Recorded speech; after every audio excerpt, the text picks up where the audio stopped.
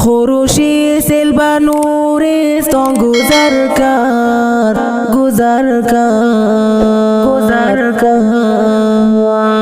دیاری سبز را غرق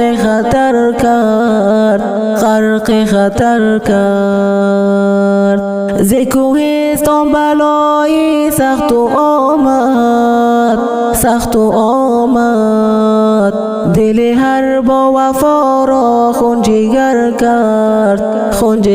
کرد دل هر با وفا را خون جگر کرد خراب و مخروب شد ملک نورستان چه بسیار آشیانه در بدر کرد چمن پژمرده و شد باغش خزان را میمانی هر شجر کرد خزان را میمانی هر شجر کرد خروشی سیل نورستان گذر کرد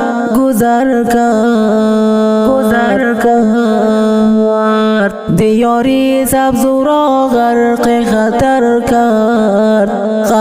خطر کرد ز کوهستان بلای سخت آمد دل هر با وفا را خون جگر کرد دل هر با وفا را خون جگر کرد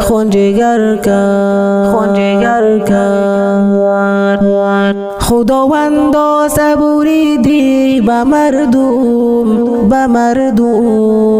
که این داغ سینه ها را شعله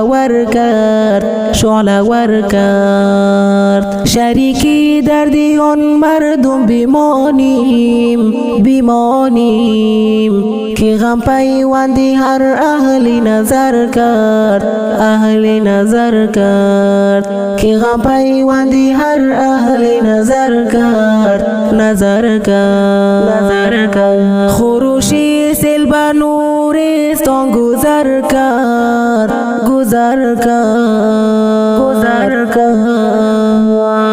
دیاری سبز را غرق خطر کرد ز کوهستان بلای سخت